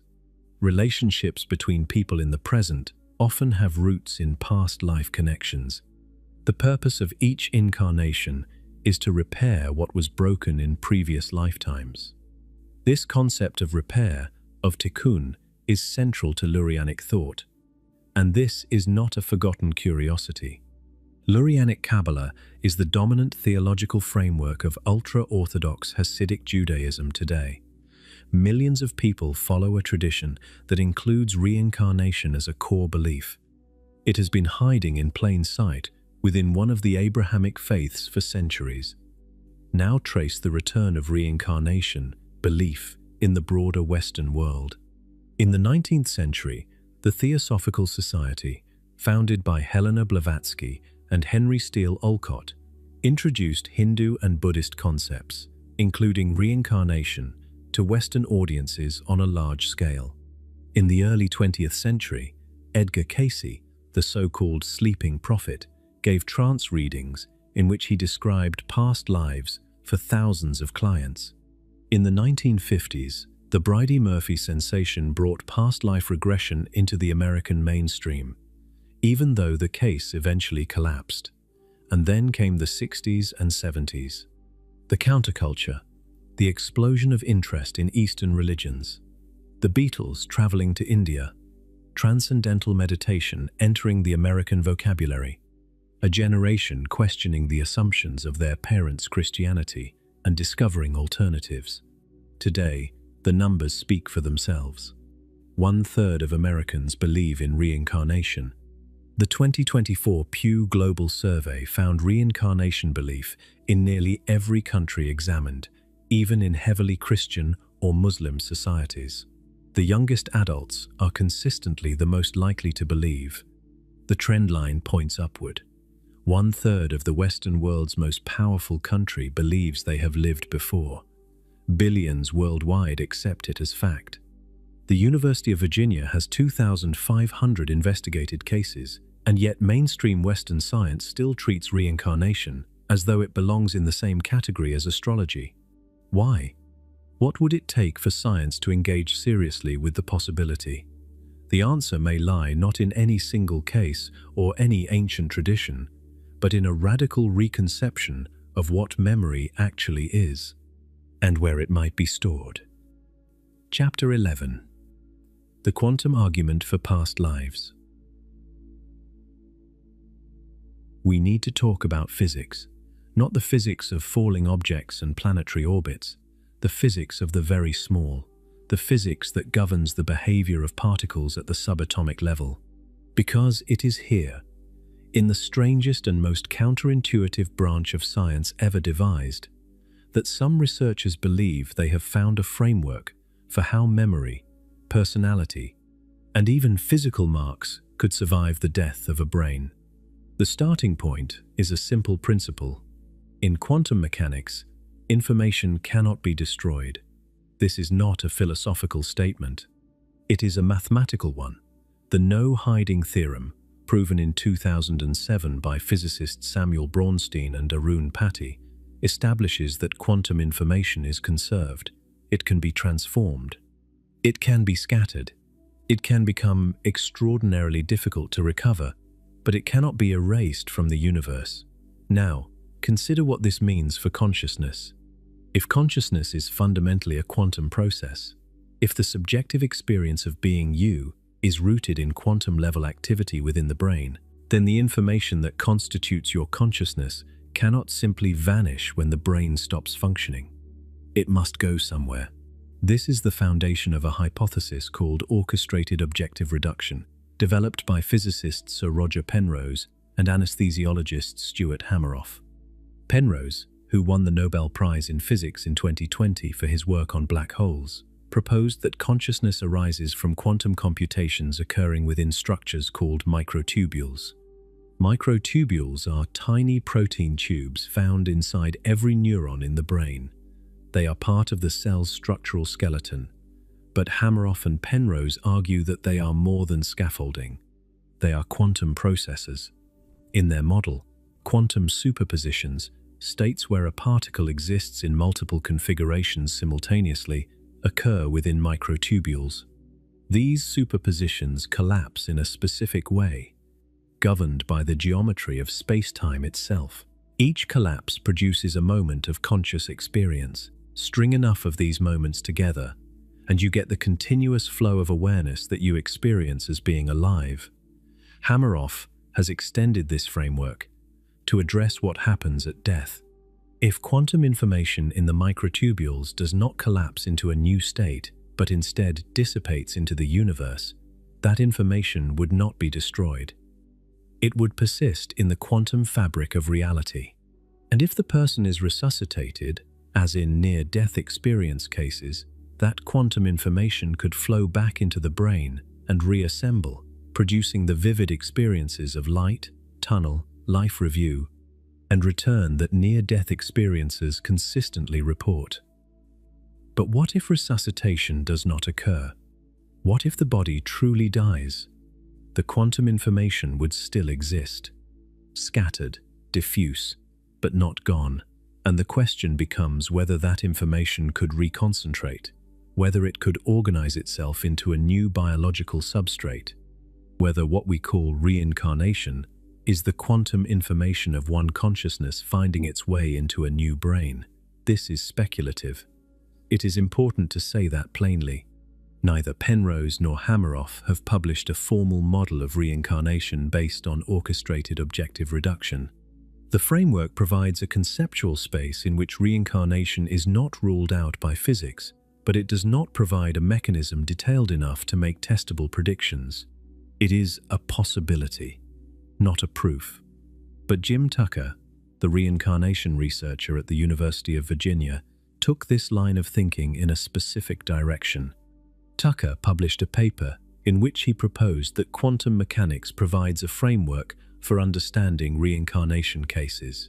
His argument rests on the measurement problem, the question of what role the observer plays in quantum mechanics. In standard quantum mechanics, a particle exists in a superposition of states until it is measured.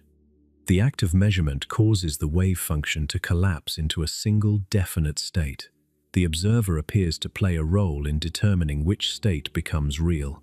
This is the quantum observer effect, and it has been one of the deepest puzzles in physics for a century. Tucker's argument is this: if consciousness is not merely a product of the brain but an active participant in shaping physical reality, as the observer effect suggests, then consciousness is not dependent on the brain for its existence. It is something more fundamental, something woven into the fabric of reality itself, and something that fundamental may not be bound to a single biological lifetime. Tucker drew on the words of Max Planck, the founder of quantum theory and winner of the 1918 Nobel Prize in Physics. Planck said, "I regard consciousness as fundamental. I regard matter as derivative from consciousness. We cannot get behind consciousness. Everything that we talk about, everything that we regard as existing, postulates consciousness. If Planck was right, if consciousness is primary and matter is secondary, then the death of a material brain does not necessarily entail the end of consciousness. The brain may be a receiver, not a generator. A television set does not create the broadcast signal. It receives it and translates it into images and sound. When the television is destroyed, the signal continues. It simply has no receiver." This analogy is not proof.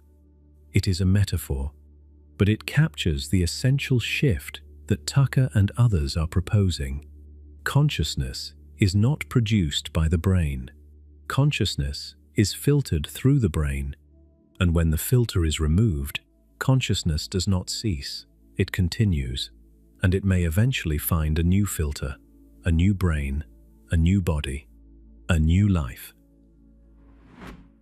There is another framework that reaches a similar conclusion through a different path. Robert Lanza, a biologist and stem cell researcher, proposed a theory called biocentrism. In Lanza's view, space and time are not objective features of the external world. They are constructs of consciousness. The universe does not exist independently of the observer. It is created by the act of observation. If this is true, then death is not what it appears to be. The end of the body is a change in the reference frame of consciousness, not an extinction of consciousness itself. Lanza combines this with the many worlds interpretation of quantum mechanics, which holds that every quantum event causes the universe to branch into multiple parallel versions. In this framework, consciousness does not end at death. It continues in another branch. What we call past life memories might not be memories from a linear past at all. They might be information bleeding through from parallel branches of a multiverse in which different versions of consciousness exist simultaneously. These are ideas at the far edge of scientific respectability. They are not endorsed by the majority of physicists. They have not been tested experimentally. They are theories in the colloquial sense, not the scientific sense. Frameworks for thinking, not established facts. But they are the only frameworks in modern science that even attempt to provide a mechanism for how memories and wounds could survive the death of a brain and reappear in a new one. And until a better framework emerges, they occupy the space where science meets the unknown. The hard question remains: if reincarnation is real, why do we not all remember? Why do only some children, and only between the ages of 3 and 7, access these memories? And what happens in the developing brain that opens the window and then closes it again? Chapter 12: The Window That Closes. There is a pattern in the data that is so consistent it almost feels like a law, across all 2,500 cases in the University of Virginia database, across cultures, across continents, across decades of research. The timing is the same. Children begin talking about their past lives at an average age of 3. They stop by an average age of 7. The window opens, the window closes, and whatever was coming through is gone. Why 3? Why 7? And why does the window close at all? To answer this, we need to understand what is happening inside a child's brain during those years. Because the period between 3 and 7 is not just any stage of development, it is one of the most dramatic periods of neural reorganization in the entire human lifespan. Before age 3, a child's brain is a construction site. Neurons are forming connections at an explosive rate. Synapses, the tiny gaps between neurons where information is transmitted, are being created faster than at any other time in life. By age 2, a toddler has roughly twice as many synaptic connections as an adult. The brain is wildly overconnected. It is casting a wide net, forming every possible link, creating a dense web of neural pathways that has far more capacity than it will ultimately need. This overconnection is why very young children learn so rapidly. Their brains are primed to absorb everything: language, movement, social cues, sensory information. They take in the world with an openness that adults have long since lost. But this same overconnection makes their cognitive experience fundamentally different from an adult's. The boundaries between categories are not yet firm. The filters are not yet in place. The brain has not yet decided what to keep and what to discard. And then around age 3, something changes. The child develops enough linguistic ability to articulate complex thoughts. They can form sentences. They can describe experiences. They can tell stories. This is exactly the age at which children in reincarnation cases begin speaking about their past lives. The memories, if that is what they are, may have been present earlier, but the child lacked the words to express them. At 3, the words arrive. And the memories pour out. But at the same time that language is developing, another process is beginning: synaptic pruning. The brain starts eliminating connections that are not reinforced by current experience. Use it or lose it. Neural pathways that are frequently activated grow stronger. Pathways that are rarely used are dismantled. The brain is editing itself, trimming the excess, becoming more efficient but less flexible. Between ages 5 and 7, this pruning accelerates dramatically. The hippocampus, the brain structure most closely associated with memory formation and consolidation, undergoes significant maturation during this period. The prefrontal cortex, responsible for executive function, planning, and critical evaluation, develops rapidly.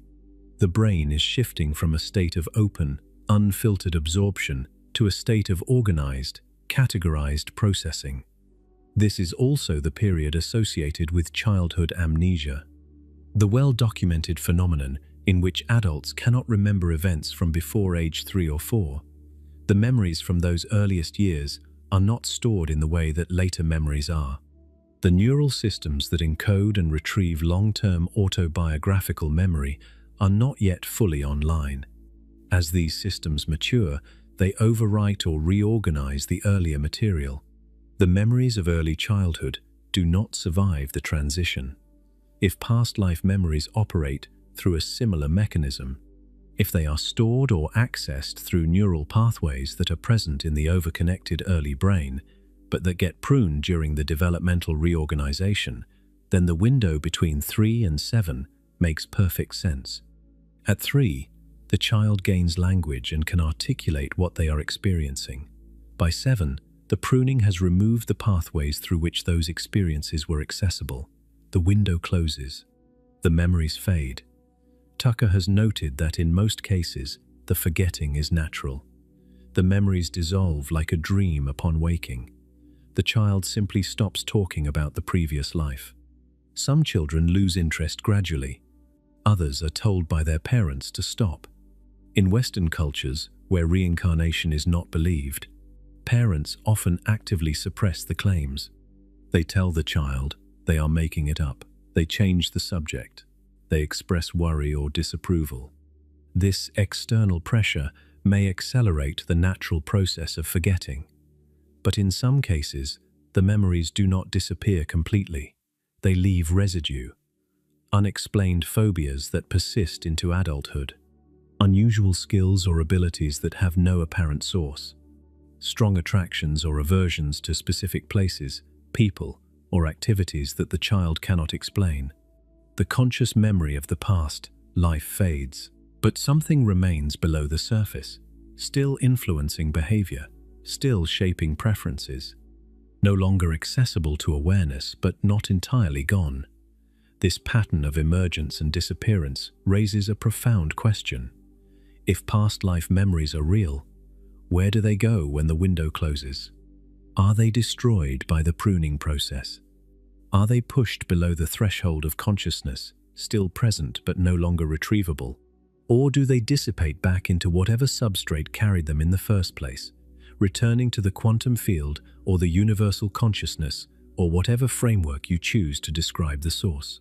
And here is the speculative question that hovers at the edge of the research. What if the window could be reopened? What if a more precise technology, something beyond the blunt instrument of hypnosis, could access whatever these children are experiencing? Past life regression through hypnosis attempts this, but as we discussed, the results are hopelessly contaminated by suggestion and confabulation. The critical filter is suppressed. The imagination fills in the gaps. You cannot distinguish genuine memory from fabrication. But what about more targeted approaches? Transcranial magnetic stimulation can activate or suppress specific brain regions with precision. Advanced neuroimaging can map neural activity in real time. Pharmacological research continues to reveal compounds that affect memory consolidation and retrieval in specific ways. Could a future technology allow controlled, verifiable access to the kind of experience these children report? This is science fiction today. But consider that terminal lucidity, the phenomenon where people with severe brain damage experience a sudden return of clarity and cognitive function shortly before death, was dismissed as impossible until recently. Now, the National Institutes of Health have funded prospective studies of it. The impossible has a way of becoming the merely unexplained, and the merely unexplained has a way of becoming the next frontier. We have spent 12 chapters examining the evidence, the cultures, the science, and the skepticism surrounding past lives and reincarnation. We have met children who remember dying. We have seen birthmarks that match autopsy wounds. We have watched a 60-year research program unfold at one of America's most prestigious medical schools. We have weighed the critiques and the counter-evidence, and now we need to stand back and ask the hardest question honestly. What is the best case against everything we have just heard? Chapter 13. The Case Against Reincarnation. Everything we have discussed tonight deserves to be challenged. Honestly, rigorously, without pulling punches. Because if the evidence for reincarnation cannot survive its strongest criticism, it does not deserve your attention. And if it can survive that criticism, it deserves a different kind of attention than it currently receives. Let us begin with the most fundamental objection. The unfalsifiability problem. A scientific hypothesis must make predictions that can, in principle, be proven wrong. If a hypothesis cannot be tested, if no conceivable evidence could disprove it, then it is not a scientific claim. It is an article of faith. The philosopher Karl Popper made this argument the cornerstone of the philosophy of science. Falsifiability is the demarcation line between science and non-science. Reincarnation, as currently formulated, has a serious falsifiability problem. When a case is verified, supporters count it as evidence. When a case fails verification, supporters dismiss it as incomplete rather than wrong. The child may have been confused. The investigation may have been insufficient. The match may exist but may not have been found. There is always a reason why a negative result does not count. And when critics propose normal explanations for positive results, supporters can always retreat to the position that those explanations are inadequate or that another case is stronger. This creates an unfalsifiable loop. The hypothesis cannot be definitively confirmed because the mechanism is unknown. But it also cannot be definitively refuted because any negative result can be reframed as a limitation of the investigation rather than a failure of the hypothesis. This is a real problem. It does not mean reincarnation is false, but it means that by the strict standards of Popperian science, the claim has not earned the status of a testable hypothesis. Now, the cultural contamination problem. This is perhaps the most damaging critique in practical terms. The vast majority of cases in the University of Virginia database come from cultures where reincarnation is already believed. India, Sri Lanka, Lebanon, Turkey, Thailand, Myanmar. These are all societies where children are expected to have past life memories, where families are primed to interpret ambiguous statements as past life recall, where the entire community reinforces the narrative. A child in rural India who says "I had a different mother" may be expressing a past life memory, or the child may be engaging in the kind of imaginative play that all children engage in, and the parents, steeped in a culture of reincarnation belief, may interpret the statement as something it is not. They may ask leading questions. What was your other mother's name? Where did she live? How did you die? Each question shapes the child's responses. Each response is interpreted through the lens of expectation, and the result is a case that looks compelling from the outside but was constructed, piece by piece, through a process of mutual reinforcement between a suggestible child and a believing family. This does not mean all cases from reincarnation-believing cultures are contaminated. Stevenson and Tucker were aware of this bias and took steps to control for it, but the criticism stands as a structural weakness. The strongest cases should come from cultures where reincarnation is not believed, where families have no expectation that their children will produce past life memories, and where the social incentives run against, rather than toward, reporting such claims. Some Western cases exist. James Leininger is one. Ryan Hammonds is another. But they are fewer in number, and as we discussed, they are not immune to critique. Now, the normal explanation problem. Children have rich fantasy lives. This is not a weakness. It is a developmental feature. Between the ages of 3 and 7, children are extraordinarily creative storytellers. They construct elaborate imaginary worlds. They create invisible friends with detailed biographies. They blend reality and fantasy with a fluency that adults find disorienting. They absorb information from television, from overheard adult conversations, from books, from fragments of stories encountered in passing. And they recombine this information into narratives that can feel startlingly specific and historically accurate. Add confirmation bias to this mix, and you have a potent recipe for false positives. Confirmation bias is the human tendency to notice evidence that supports what you already believe and to ignore evidence that contradicts it. If a parent believes their child is recalling a past life, they will notice every statement that fits and overlook every statement that does not. They will remember the hits and forget the misses. Over time, the narrative becomes increasingly refined, polished by selective memory into something that appears far more accurate than the raw data would support. Then, there is statistical probability. With enough children saying enough things, some will coincidentally match a real person. If a child in India says he was a man named Ravi who was killed by a snake in a village near a river, the chances of finding a match are not zero. India has over 1 billion people. People named Ravi are common. Death by snakebite is not rare. Villages near rivers are everywhere. A match does not necessarily mean a connection. It may mean probability. And finally, the birthmark correspondence. This is the evidence that most people find hardest to dismiss, and yet it has never been subjected to a rigorous, blinded, controlled study. Stevenson photographed birthmarks and compared them to autopsy records. He found correspondences that he considered anatomically precise. But the matching was done by Stevenson himself, not by independent blind assessors. The criteria for what constitutes a match were subjective. A cluster of marks on a chest could correspond to a shotgun wound, but it could also correspond to any number of natural skin variations. Without a blinded protocol, where assessors are shown birthmarks and autopsy photographs without knowing which pairs are supposed to match, the strength of the evidence is impossible to evaluate objectively. Correlation does not establish causation.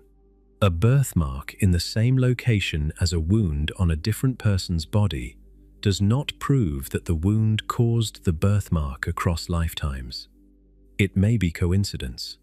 It may be a statistical artifact of a large enough sample, or it may be something else entirely. But the controlled study that could distinguish these possibilities has not been done. Every one of these skeptical arguments is valid. Every one deserves serious weight.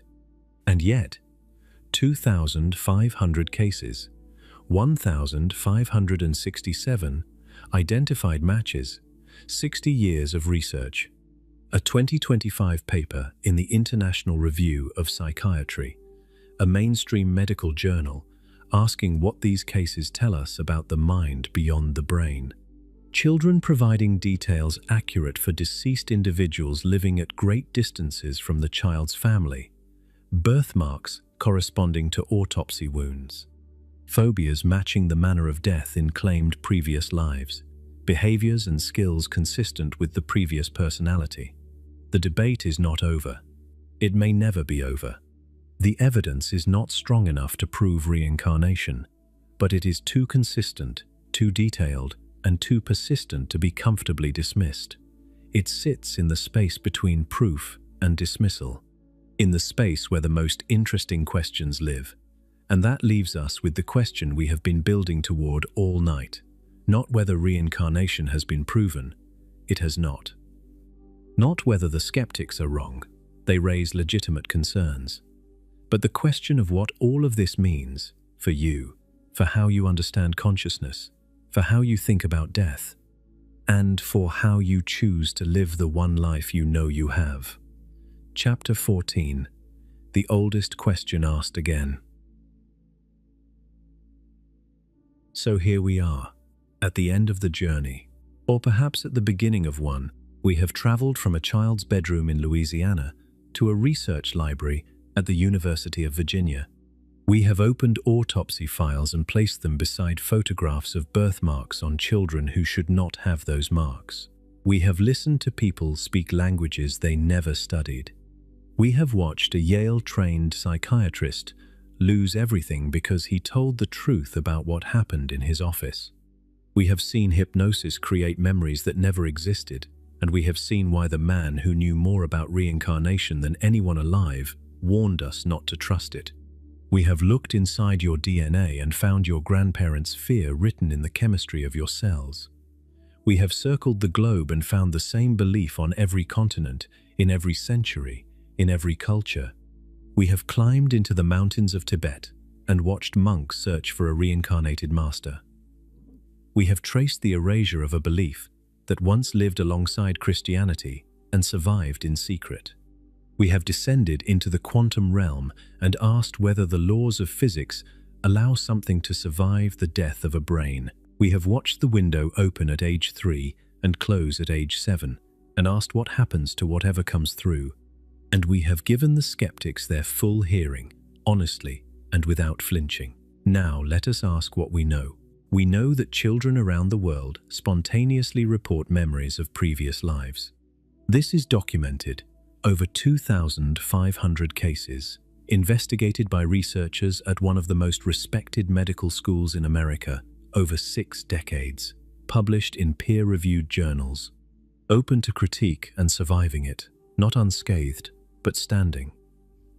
We know that in the strongest cases, children have provided details that proved strikingly accurate for a deceased individual, details that were verified before the families made contact, details that no normal channel of information can readily explain. We know that some of these children were born with birthmarks or birth defects that correspond to the wounds, usually fatal, of the person they claim to have been. We know that Ian Stevenson documented 225 such cases with autopsy comparisons. We know that a 2024 analysis confirmed the pattern across 75 head and neck cases. And we know that no conventional explanation accounts for a physical mark on a body that matches a wound on a different body. We know that xenoglossy cases, while contested, remain unexplained by conventional means. A person speaking a language they have never learned, even imperfectly, poses a problem for any model that says consciousness begins and ends with a single brain. We know that epigenetics has demonstrated conclusively that experience can be biologically inherited across generations. The children and grandchildren and great-grandchildren of Holocaust survivors carry methylation patterns that reflect a trauma they never lived through. Mice inherit fear of a smell their fathers were conditioned to avoid. Biology carries a record.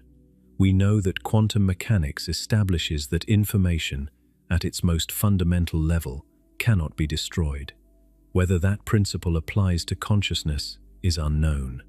But the theoretical frameworks of Penrose, Hameroff, Tucker, and Lanza create a space in which the survival of consciousness is not ruled out by physics. We know that billions of human beings across every culture and every era have believed in some form of continuity beyond death, that this belief appears independently on every continent, that it predates every major world religion, that it may be one of the most ancient and universal features of human consciousness. And we know the limits of what we know. We do not know whether consciousness can survive the death of the brain. We do not have a mechanism. We do not have a controlled, repeatable experiment that demonstrates the transfer of memory from one individual to another across the boundary of death. We do not know whether the 2,500 cases in the University of Virginia database represent genuine reincarnation, an unknown psychological phenomenon, an expression of some collective unconscious, a statistical artifact, or something that science simply does not have a category for yet. We do not know. We may never know, and that uncertainty is not a weakness. It is the most honest thing about this entire subject. But here is what matters regardless of which explanation is correct. If reincarnation is real, then death is not the end but a transition, and the way you live this life shapes the next. The Hindu and Buddhist traditions, the karmic frameworks, the Druze certainty that the soul continues, all of these carry a moral weight that extends beyond a single lifetime. Every action matters, not just for its immediate consequences, but for its contribution to a trajectory that stretches across lives. Kindness accumulates, cruelty accumulates, and you carry the balance with you.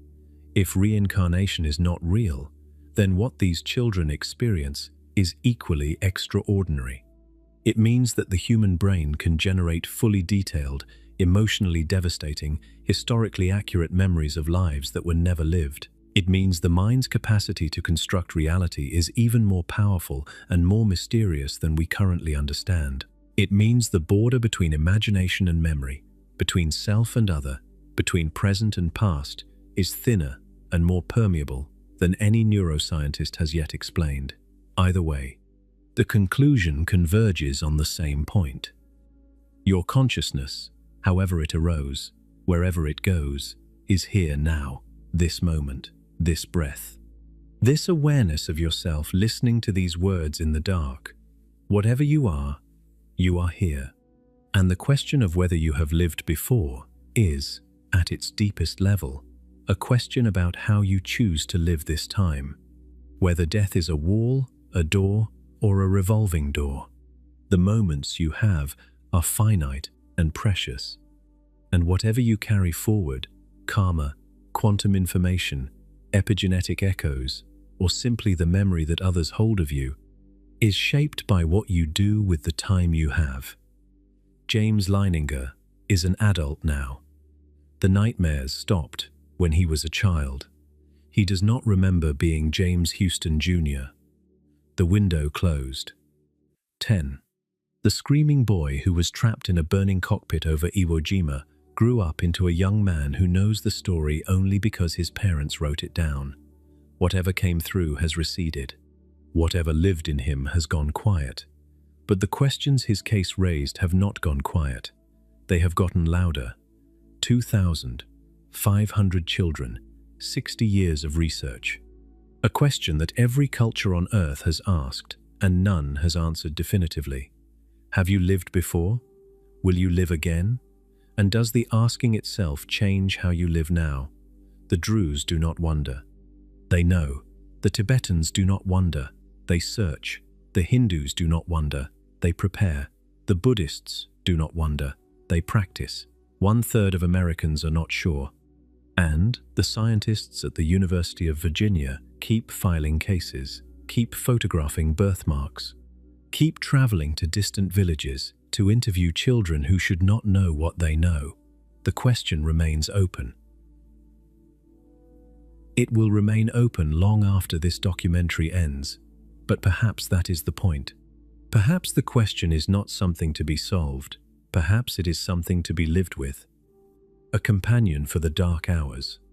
A reminder that the mystery of consciousness is deeper than any single lifetime can contain.